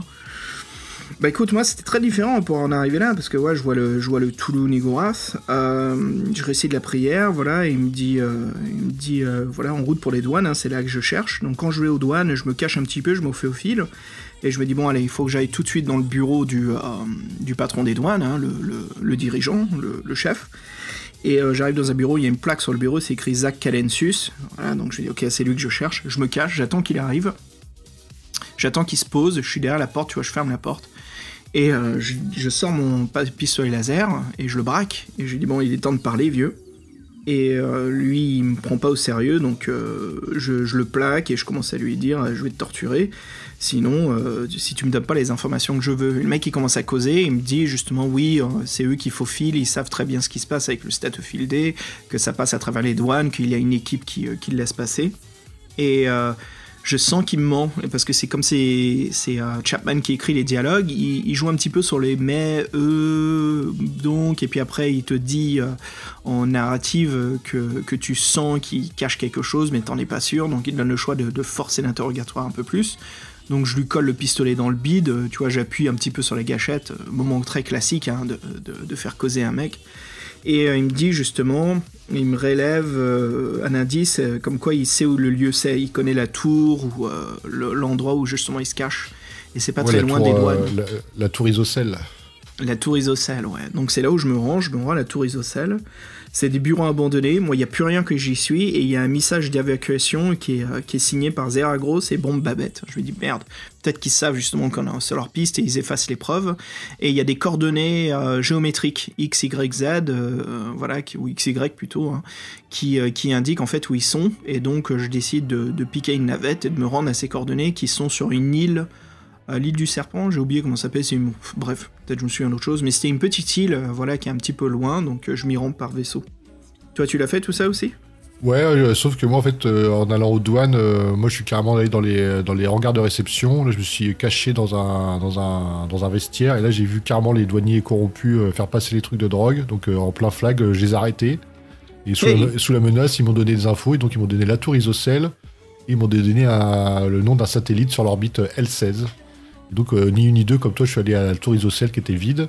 Et par contre, j'ai trouvé les coordonnées donc, de l'île où ils étaient. Et donc, j'ai utilisé l'HeliJet pour m'y rendre, quoi. Et quand on arrive, on a un dessin, justement, on voit une plage d'atterrissage, hein, un champ qui est dégagé, on voit qu'il y a une grosse fusée, on voit qu'il y a un petit jet qui est déjà là, et puis il y a une troisième place, hein, de stationnement pour nous, donc on s'y pose. Et puis, bah ouais, comme je dis, moi, il n'y avait plus rien, il y avait juste le... Et par contre, j'ai rencontré... je crois que c'est après ça. Non, c'était là. Dans cette base, Fred, j'ai rencontré un robot. Un robot sphinx. Un robot sphinx, ouais, voilà. Et tu te souviens de la devinette ? Il nous dit je suis comme le scorpion. Rouge est ma couleur, de scorpion je suis le cœur, et je suis pas une arachnide. Voilà. On est fans tous les deux d'un petit peu de ce qui est l'extérieur de notre planète, hein, d'astronomie, de constellation avec Fred, hein, je crois que ça se voit par le nom de notre production, mais Fred, moi j'ai trouvé, ça m'a pris quelques secondes, mais ça m'est rentré tout de suite dedans, parce que je me suis dit c'est de la SF avec du rouge, il n'y a qu'une seule étoile rouge qu'on connaît très très bien, hein, dans la galaxie. Fred, est-ce que tu as trouvé la solution aussi ? Et bah non, je m'en voulais parce que moi sur le coup, je savais que c'était une étoile, mais par rapport aux lettres, tu sais, en fait, il proposait est-ce que le mot commence par A, commence par N, commence par L, il te propose 4 lettres, et après tu peux voir au chapitre. Et moi je séchais un peu, j'ai pas trouvé, je savais que c'était une étoile, mais je me dis putain, mais et en fait oui, quand j'ai eu la réponse, après je fais mais non, mais qu'est-ce que je suis con, bah oui. Parce que la seule étoile rouge qui est très connue, qui fait partie du Scorpion, tout le monde le sait, c'est Antares. Antares. Ouais. La constellation du Scorpion, voilà, avec son fameux soleil rouge. Hein. Donc pour ceux qui s'appelaient la devinette, hein, rendez-vous sur le paragraphe 253, voilà, très sympa. Et voilà, le chevalier d'or du Scorpion, Fred. Tiens, chevalier d'or, ça me dit quelque chose, ça. c'est le héros fantoche du podcast. Ah oui, chevalier des plaides ardentes, ouais, le chevalier d'or. Et bah là, tu vois, on a rencontré le chevalier d'or du Scorpion. Enfin, c'est autre chose. Sacré chevalier d'or. Je te jure, des fois, j'ai envie de les voir apparaître dans chaque livre dont vous êtes le héros. C'est juste se balader, quoi. Le voyageur ils corrompent l'histoire avec leurs conneries. Bref. Ce serait génial, quoi. Donc moi après lui, juste pour savoir, on avait 2 choix, on pouvait aller à droite ou à gauche. Moi, je suis allé à gauche, je présume que t'es allé à droite. Non, justement, je me suis dit que je vais la faire à la Fred, je suis passé à gauche. Donc t'as rencontré J'ai tout fait à gauche. Ouais, t'as rencontré Zera Gross et il y a une phase de gunfight. Oui. Justement, j'ai eu le combat avec Zeragros et j'ai eu la session de gunfight et je l'ai défoncé, quoi. Vas-y, t'es morte. Enfin, elle est assommée. Elle est pas morte. On la laisse assommer ou si elle est morte. Attends, fais voir si j'avais tué Zeragros. Si, elle est morte. Moi, elle était à moins 1, elle est à moins 1, elle est morte. Hein. Allez, elle est morte, c'est bon, elle est morte, hein, c'est bon. De toute façon, on devait les éliminer, hein, parce qu'on n'est pas... Voilà. C'est ça. Tout doit disparaître du statut fieldé, Fred. Ouais, voilà. Alors ouais, on trouve les renseignements pour l'astéroïde, dans la chaîne d'astéroïdes, le fameux où il faut se rendre. Le L16. Mais en fait, quand je m'y rends... Ouais. Paragraphe 312, voilà le fameux combat spatial avec un système de défense de l'astéroïde. Et comme je le disais plus tôt, là c'était vraiment R-Type, Gradius, hein, tous les jeux de shoot spatial horizontal. C'est vrai que avant de rentrer, il y a des mines, donc l'espace est miné, tu peux manœuvrer ou leur tirer dessus, après tu tombes sur Ils sont cons ces mecs, Ils ont mis les mines trop proches l'une de l'autre, alors t'exploses la première, ça abîme ton vaisseau, mais après ça explose tous les autres en continu. Bah moi j'ai carrément réussi à manœuvrer sans les toucher. What? Ouais. Ah, c'est bon ça. Je me suis joué pilote. Ouais. Donc après on tombe sur la base stellaire qui est bien armée, mais comme on avait acheté un missile qu'on n'a jamais utilisé, et avec le missile on a déjà réduit de moitié ses caractéristiques, du coup après c'est facile, quoi. Tu me le refais ce petit rire malin là? Aïe aïe aïe. Ah, génial. Fred, écoute, je crois que les auditeurs sont d'accord avec moi, tu triches là, parce que t'es toujours pas mort. Bah non, franchement, j'avoue, j'ai même pas triché. Bah, j'avais noté les paragraphes pour revenir en arrière, mais je m'en suis même pas servi, quoi. Arrête. Non, mais Andrew Chapman, je pense qu'il avait pas vu la difficulté des autres livres, parce que les siens, moi, les deux, je les ai réussi en faisant tous les combats, en revenant pas en arrière et sans mourir, donc il y a un problème, quoi. Il y a un problème de difficulté. Peut-être qu'il savait que t'allais lire ce livre, il t'en a fait un auquel tu pouvais pas mourir. Ou bien, pour une fois, j'ai fait les bons choix, mais c'est assez rare, quand même. Donc, ouais, mais on est d'accord, ça, c'est pas possible. Oui, je m'interroge moi-même, tu vois. Bah écoute, au but système spatial. Alors, est-ce que t'es rentré par l'entrée principale ou est-ce que t'es allé sur une petite écoutille de secours qui était sur le côté? Non, j'ai pris l'écoutille de secours aussi, ouais. Pareil, ouais, on pose le vaisseau dessus et puis on peut rentrer dedans. T'as vu le robot en X alors? Les what the fuck, là, tout bizarre, là, il y a un dessin. C'est une espèce de robot en X où ces parties sont retenues par l'énergie nucléaire, ils te disent. Oui. Oui, c'est un générateur nucléaire, c'est ça? Ouais, c'est quelque chose comme ça? Et en fait, moi, je me suis jeté dessus, ça a perturbé son sens de l'équilibre, là, son gyro... comment ça s'appelle, gyro... Bref, le truc pour le tenir... et en fait, il s'est éclaté tout seul contre les murs, quoi. Moi, j'ai poussé un bloc et ça l'a foutu en l'air, en fait, ça a déstabilisé son corps et ça l'a éteint. Oui, en fait, il faut juste le toucher, le truc, il valse tout seul, je comprends pas trop le choix. En plus, le dessin est nul, donc... Ouais, putain, t'as un ennemi, c'est un X volant. D'accord, c'est un X volant. Okay. Bon, bah, je suis fou à petit coup, bah, il se pulvérise tout seul. Bon, bah, ok, c'était génial, les gars. Et attends, il y avait le monstre le monstre gélatineux, là, le blob avec 3 mains, qui avait des coups de poing américains électriques. Ah oui, les batraqués, bah, c'est lui que je te parlais, c'est le tripode. Le tripode, le dessin, il est grotesque. Le monstre est grotesque et le dessin, il est grotesque. T'as l'impression que ça a été fait à l'arrache. Oui. C'est pas génial, quoi.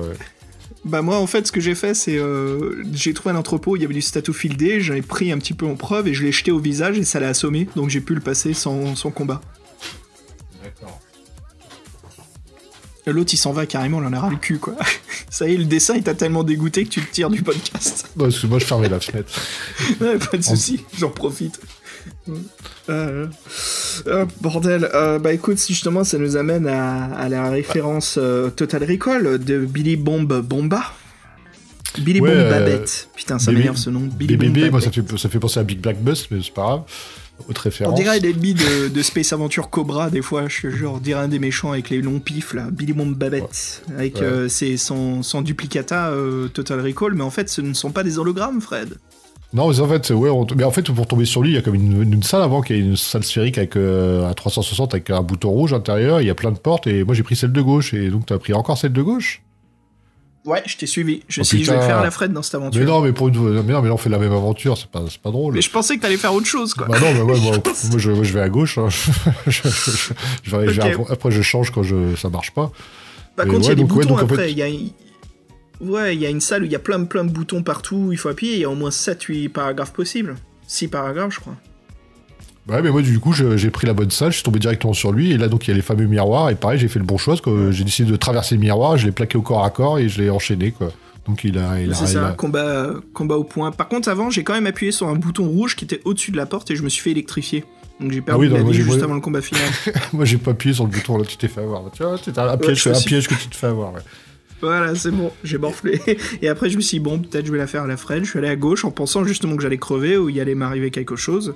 Et j'étais prêt à aller à droite, c'était juste pour critiquer le podcast. Mais en fait, ça m'a fait avancer dans le bon sens. Bah oui, c'est pour ça. En fait, il doit avoir la même logique que moi, donc il a tout mis à gauche. Donc, 2 aventures, j'ai fait à gauche tout le temps. Et en fait, je me suis baladé. Et donc là, donc vous avez bien compris, Billy Bomb Babette, BBB, c'était l'antagonisme final. Et donc, on a droit au chapitre. Ouais, on a droit au chapitre 400, donc je vous la fais, parce qu'on vous a déjà la dernière fois, elle faisait 3 lignes, donc je vous fais celle-ci. C'est quoi? Non mais, qu'est-ce qu'il a? 400. Andrew, il nous déteste ou quoi, là? Il nous aime pas? Qu'est-ce qu'il a? C'est comme un mec qui fait un marathon, et il a tout donné sur la ligne, à la fin, c'est un petit souffle qui sort, quoi.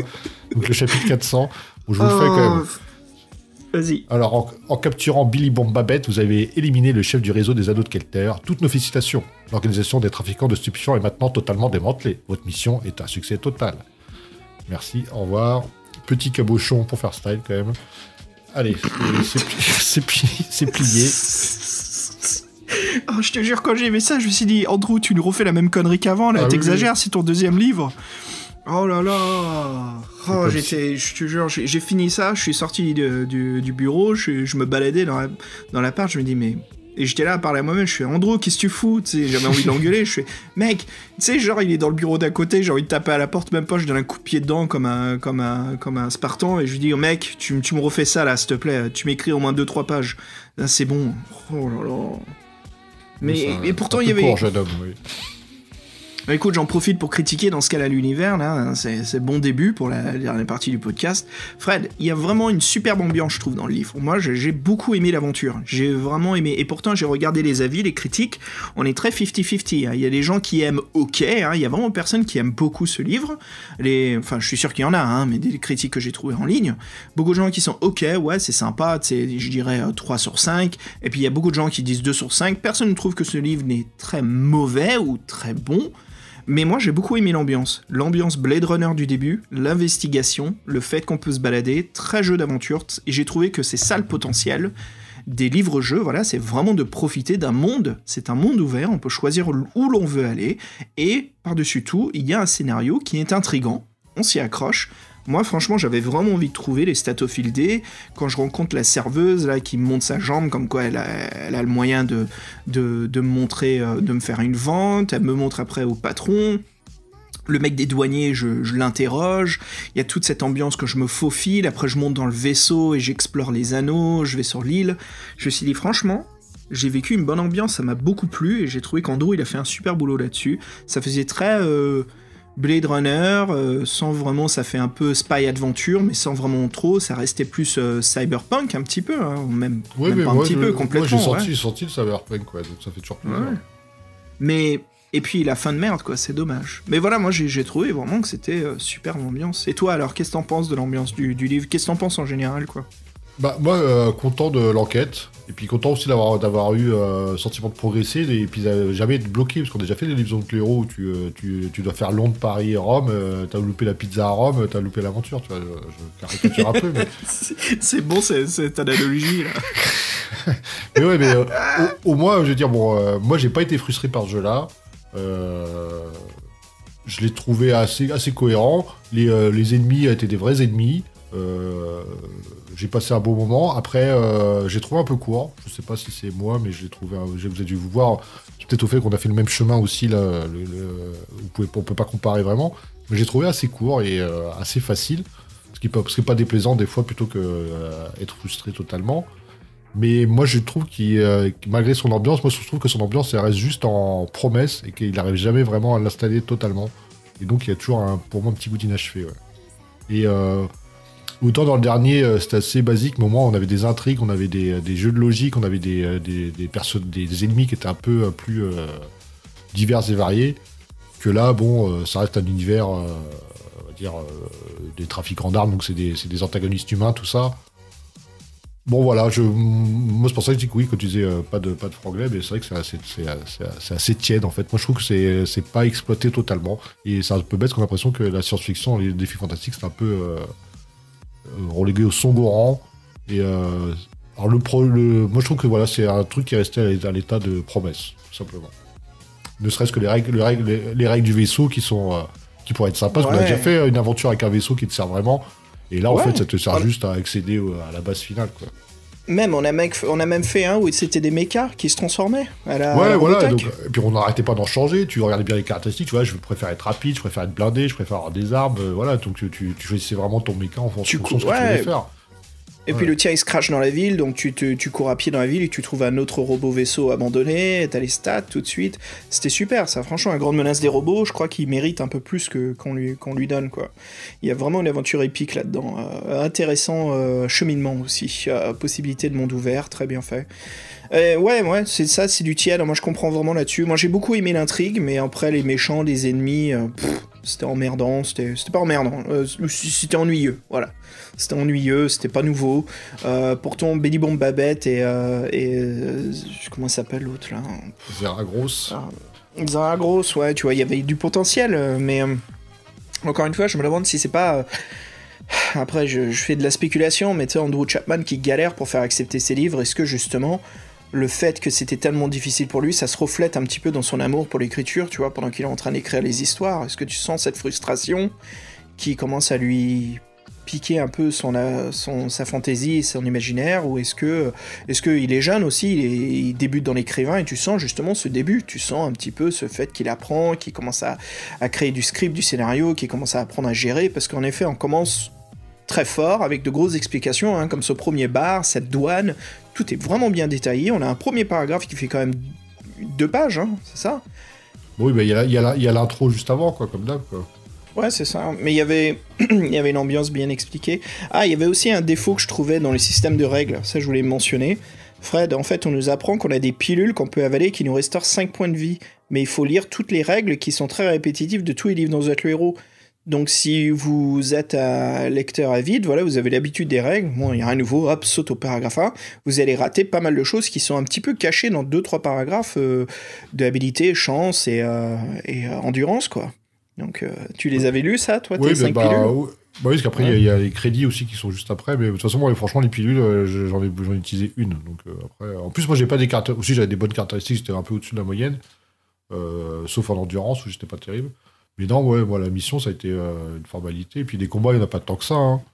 Moi, j'ai noté, moi, le premier combat, j'ai fait contre Zeragros. Donc, c'est plutôt déjà la fin de l'aventure. Donc, ouais, c'est ça. Moi, j'ai vécu.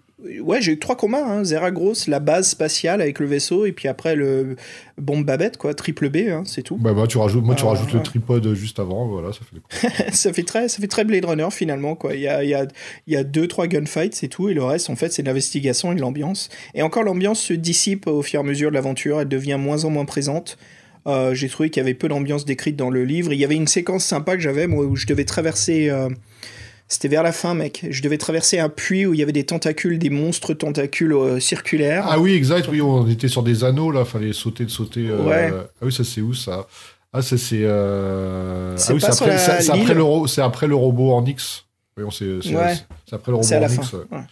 Ouais. En fait, à la Ouais, fin, t'as une succession de pièges. En fait, t'as le robot en X, t'as cette salle-là. Après, t'as le Sphinx. Non, t'as ça. Et après, t'as le. Et puis t'as le tripode, t'as le triploïde, tripode, je sais ouais. pas quoi.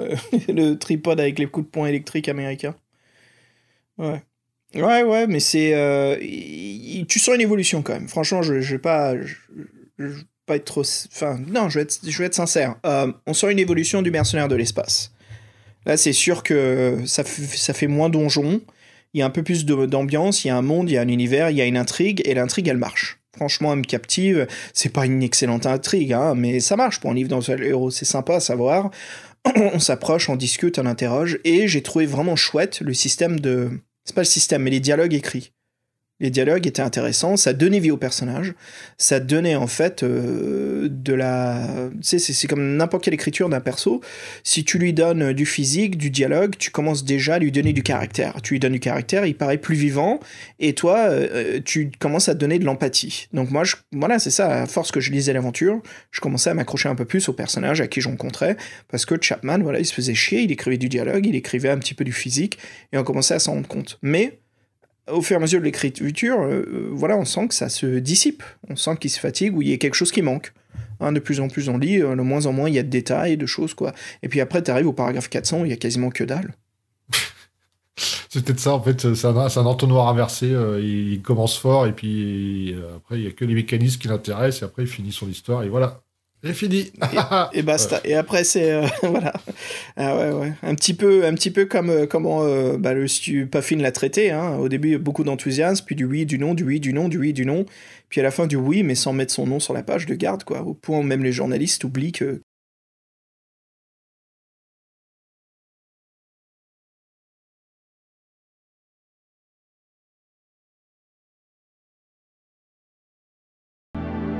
Écoute, moi je le note des triploïdes, je lui note, allez, franchement, 3 triploïdes sur 5. C'est pas une excellente aventure, mais c'était une des plus sympas. J'ai passé un bon moment, en tout cas, sur l'intrigue, c'était chouette. Ouais, c'est sûr, quand je compare au celui avec le surf, l'alien, putain, je m'en souviens jamais le titre de ce... oh là là, le chasseur des étoiles. Le chasseur des étoiles, qui était vraiment décevant, auquel on avait mis 2, je peux pas mettre 2 à celui-ci, ouais, donc je vais mettre 3, moi je vais mettre 3 pistoleros laser. Qui butent des tripodes. Je te jure, pour l'instant, ceux que je retiens le plus, en SF, des 5 qu'on a lus, après on aura le Justicier de l'univers, le tout dernier, mais la Planète Rebelle, ça reste pour moi le meilleur de tous les 6. Enfin, tous les 5 pour l'instant. Et juste derrière, la Galaxie Tragique. Ouais, pareil. Ouais. Eh ben écoute, les aventuriers, voilà, hein, c'est bientôt la fin du podcast, mais avant de se quitter, comme d'habitude, hein, on va parler un petit peu du truc du moment. Qu'est-ce que l'on fait avec Fred? Quel est notre petit plaisir, notre petit pop culture plaisir du moment, notre petit pop culture plaisir du moment? Fred, George, Eddie, tell me everything. Comment ça se passe? Qu'est-ce que tu lis ces temps-ci? Ouais, moi c'est bon, j'étais pas mal occupé parce que voilà, le changement d'emménagement, tout ça, donc j'ai mon petit studio podcast qui est prêt, donc c'est cool. Et non, moi ce qui m'a fait marrer, c'est qu'en fait je me souvenais d'une série télé américaine, une série télé, oui, c'était une production de la télé sur un ça des années 90, et je voulais le comparer avec la version cinématographique qui était sortie là. Je sais pas si vous vous souvenez de cette série sur ça dans les années 90 de Stephen King, où c'était un téléfilm de 3h, 3h30, je crois, en 2 parties. Ah, merde, je comprenais pas, je me dis sur ça quoi? It, ouais, le clown, Tim Curry. Tim Curry pour le réalisateur, je sais pas qui est-ce qu'il a fait. Non, Tim Curry le clown, l'acteur qui jouait le clown de Rocky Horror Picture Show. Ouais, Tim Curry. Oui, It, oui, c'était un téléfilm à l'époque, américaine, NBC ou ABC qui l'avait produit, je me souviens plus. C'était en 2 épisodes, parce que chacun c'était 2 heures et quelques. Et puis au cinéma, il y a eu quoi l'année dernière? Il y a eu les 2 qui ont été adaptés, ou il y a 2 ans? Il y a eu It 1 et 2. En 2017 et 2019, moi j'avais déjà vu le premier, je l'avais vu la série télé quand je crois sur M6 à l'époque, bref. Ouais. Et ça m'avait assez marqué, en fait, je m'en souviens. En fait, j'avais loupé le début, j'ai pas vu quand ils étaient gamins, mais comme il y a des flashbacks continuels, en fait, j'avais pas trop perdu le fil quand ils étaient adultes. Et je sais pas pourquoi ce truc-là, peut-être qu'à l'adolescence on cristallise beaucoup de choses, il m'avait vraiment marqué. Je crois qu'on est beaucoup, on est beaucoup à avoir vraiment gardé It en souvenir, ça nous a... Mais Ouais, mais c'est pas que ça m'a fait tellement peur, si, parce que bon, c'était bien fait quand même pour l'époque, mais je sais pas, il y avait une espèce de...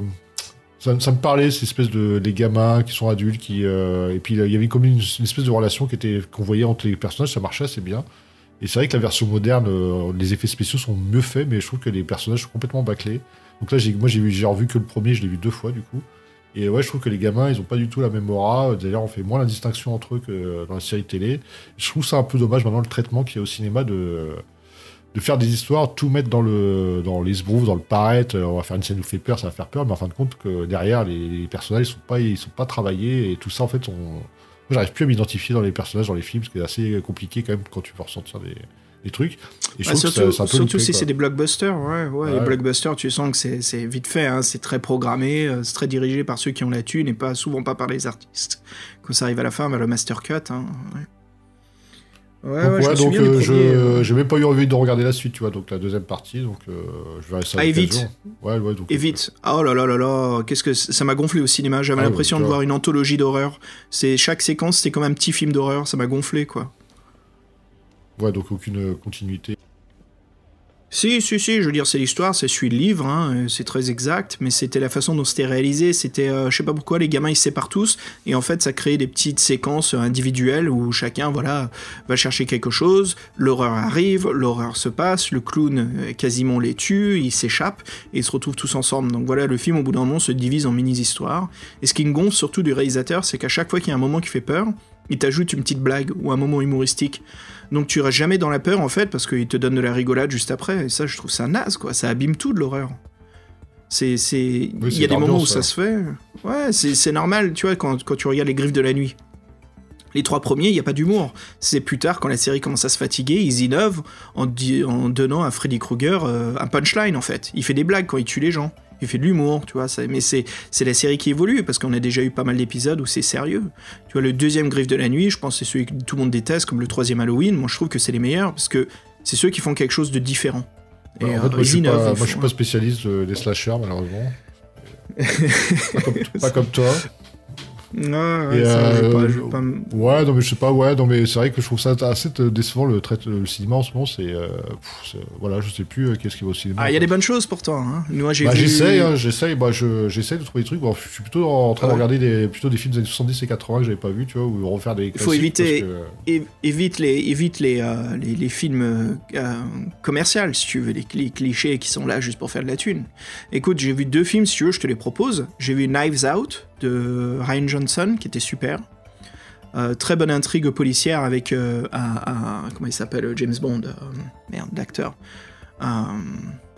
Le nouveau, là, Daniel Craig, qui joue un Britannique, qui joue un Américain du Sud, du genre le Mississippi ou même l'Alabama, qui est un détective privé, qui est en quête dans une famille où le bisaïeul, s'est fait assassiner, et donc il interviewe tout le monde. Et la seule personne qui peut vraiment l'aider, c'est la femme de ménage, parce que elle a un défaut, c'est qu'elle a une maladie, en fait, où à chaque fois qu'elle ment, elle vomit. Donc forcément, le détective privé lui fait confiance, il l'utilise, en fait, pour lui poser plein de questions, parce qu'elle sait qu'elle peut pas mentir. Mais le montage est très bien fait, c'est très très artistique, et puis c'est Christopher Plummer qui joue le bisaïeul, donc c'est vraiment chouette, c'est un excellent acteur. Ça te plaira, lui, ça te plaira tout de suite. Il est revenu en sainteté, lui, qui ne tournait plus trop, et depuis qu'il a remplacé l'autre à cause de MeToo, là, il revient dans toutes les productions. Là. Ah, c'est chouette. Ouais. Et un autre film qui était très bien aussi, très artistique, très différent, c'est bizarre de dire ça, mais tu sais, Adam Sandler, il est horrible, ses réalisations sont horribles. Attends. Lui, j'ai du mal, lui. Oui, c'est de la merde. Moi, écoute, pour ceux qui aiment, tant mieux. Hein. Moi, je dis juste, ce que je pense, c'est mon opinion. Je trouve que c'est vraiment de la merde ce qu'il fait, ces films, sauf un qui était avant, de Soderbergh, je crois que c'était, non, Punch Drunk Love. J'ai oublié qui était le réalisateur. Je dis pas des conneries, mais je veux faire le focus, en fait, sur son dernier film qui est sorti, qui est pas à lui d'ailleurs, qui est 2 frères réalisateurs, qui s'appelle Uncut Gems, et où c'est filmé guérilla, en fait, au bout d'un moment, t'as l'impression que c'est plus une fiction, t'as l'impression que c'est un documentaire tellement que ça devient réaliste. Les dialogues sont réalisés à la sauce comme avait fait, pour comparer, Ridley Scott dans le premier Alien, les gens parlent librement, donc ça se coupe la parole, c'est pas des dialogues théâtrales ou cinématographiques, c'est très libre parlé, ça donne une atmosphère très réaliste, et Adam Sandler, justement, joue dedans, et moi je trouve qu'il est très bon, et c'est de la qualité d'Oscar, quoi, pour dire en gros qu'il joue très très bien. Et il joue en fait un un vendeur juif, alors je dis juif parce que ça joue beaucoup dans son personnage, dans son histoire et de sa famille, hein, c'est un détail important, qui travaille dans le district des diamants de Brooklyn, de New York, et justement, il lui arrive quelque chose de pas possible, et le film te tient en haleine constamment, parce que c'est chaud ce qui se passe, il se met dans une merde pas possible, le mec il adore faire des paris, et tu sens que toute sa vie c'est comme un pari, quoi, il est constamment en stress. Et ce que j'ai trouvé innovant, Fred, ce qui plaira beaucoup, c'est la musique. Le compositeur, j'ai oublié son nom, mais c'est très très inspiré Vangelis. C'est très atmosphérique où la musique devient un personnage quasiment, quoi. Elle est aussi importante. Le film, à mon avis, il marcherait pas autant. La musique est aussi importante que ça, quoi. Donc voilà, deux films que je peux te proposer, qui proposent quelque chose d'amusant, de différent, d'innovant, et qui sont artistiquement magnifiques. Voilà. Uncut Gems et Knives Out sont mes deux propositions pour toi. Et Adam Sandler, pour les auditeurs. Un film sur deux de lui n'est pas exporté en Europe, mais bon, on va voir. Ouais. Mais là, tu vois, il y a enfin deux bons films d'Adam Sandler. J'étais un mec terminé golf, ça me fait marrer, même si c'est très très con. Moi, ça me fait marrer. Je connaissais même pas, mais j'imagine exactement ce que c'est. Ah, c'est drôle. Non, c'est drôle, quoi. Il y a plein de conneries dedans. C'est lui qui a fait l'espion. Ah non, c'est pas, je confonds. The Zohan, c'est pas lui. Non, je confonds. Là. Oh oui, c'est ça, c'est de la merde, ça. C'est même pas un espion. Don't mess with the Zohan, c'est ça? Non, on va pas éviter de parler de la merde, après on va parler de bons films quand même. C'est pour cette chose, bon. Voilà, écoute. Écoute, on arrive à la fin, hein, Fred. Ça y est, fini. Écoute, je te propose une bonne soirée, une bonne journée. Hein. Pareil pour nos éditeurs. Salut tout le monde, bienvenue en 2020. Encore merci beaucoup de votre soutien, de vos fan mails et de votre écoute. Hein. Ça nous fait vraiment plaisir, les aventuriers. C'est vraiment, vraiment chouette. Et écoutez, on se retrouve bientôt pour la fin de notre omnibus science-fiction. Ouais, on va clore ce petit chapitre, on va enchaîner sur autre chose après, mais nous, ça nous a fait bien plaisir, on espère vous donner je pense pas que ce soit les plus connus, donc si ça vous donne envie de les faire, nous on sera contents, ou même les revoir, les relire rapidement. Et oui, puis donc merci les anciens auditeurs de votre fidélité, puis bienvenue aux nouveaux, s'il y en a, bonne année aussi à vous, et puis et bienvenue et bonne année dans le monde entier, parce que j'espère qu'on a encore écouté un peu partout dans le monde. On vérifiera ça la prochaine fois pour le 100e épisode.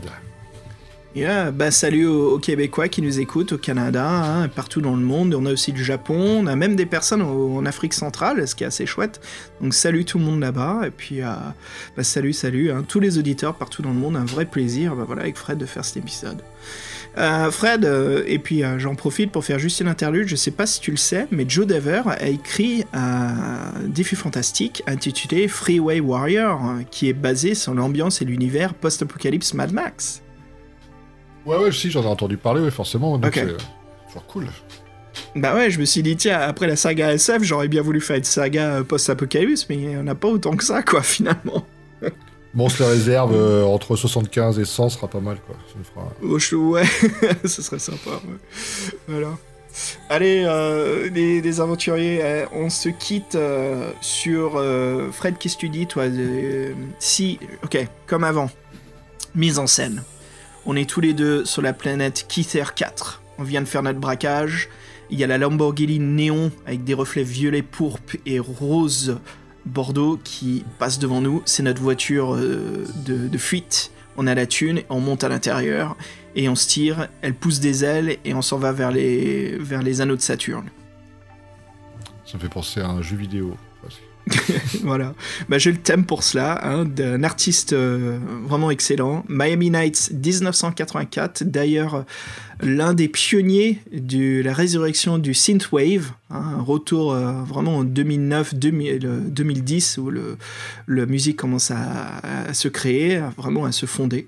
Et le morceau s'intitule, comme mon petit scénario, The Getaway, la fuite. Allez Fred, à la prochaine. À bientôt mon grand. En forme. Hey, en forme. Salut tout le monde, ciao. Tchuss.